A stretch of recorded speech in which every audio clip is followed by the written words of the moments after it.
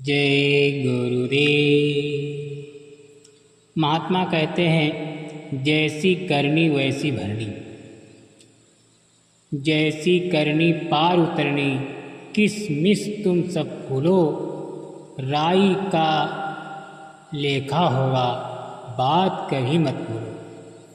एक गृहस्थ की स्त्री को कुछ वर्षों तक पुत्र नहीं हुआ, अतः वो पुत्र होने के लिए मूर्ख और धूर्त मनुष्यों के पास जाकर तावीज गाड़ा और यंत्र तंत्र कराने लगी। एक बार पाखंडी ने इस मूर्ख स्त्री से कहा कि मंगलवार को रात को यदि तू फला आदमी के घर में आग लगा दे तो गुरु के कथानुसार अवश्य तेरे पुत्र होगा।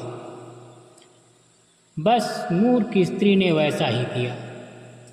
उस भयंकर आग में बहुत सा माल तथा बहुत सा अनाज, गाय भैंस और बछड़े कुल मिलाकर 8 जीव चीखते चिल्लाते जलकर मर गए।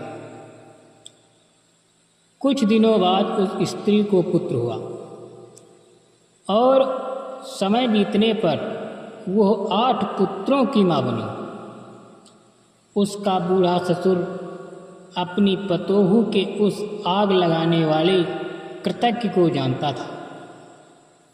एक दिन उसने सोचा, मालूम पड़ता है कि भगवान के घर भी अंधेर है। उस स्त्री के ज्यों-ज्यों बेटे बड़े होते गए, सबका ब्याह करती गई, लेकिन जिस लड़के का ब्याह होता वो मर जाता था। इस प्रकार उसके सब बेटे मर गए। तब वो फूट फूट कर रोने लगी। बूढ़े ससुर ने कहा, भगवान के घर अंधेर नहीं है, वहाँ सच्चा न्याय होता है। ये बात सुनकर बहू को ऐसा लगा मानो घाव पर नमक छिड़क दिया गया हो।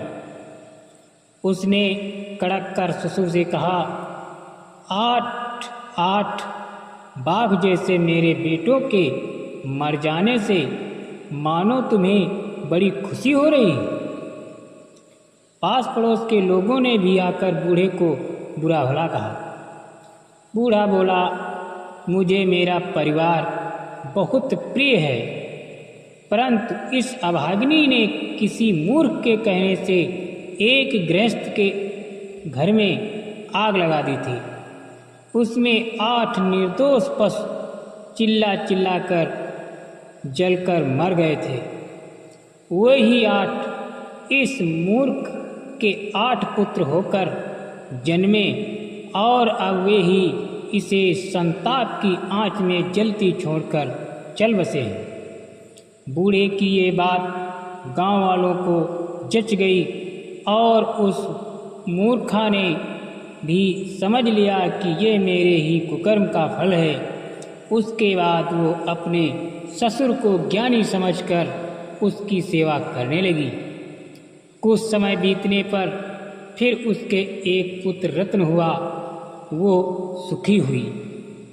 इसीलिए महापुरुष कहते हैं, जैसी करनी वैसी भरनी। जय गुरुदेव।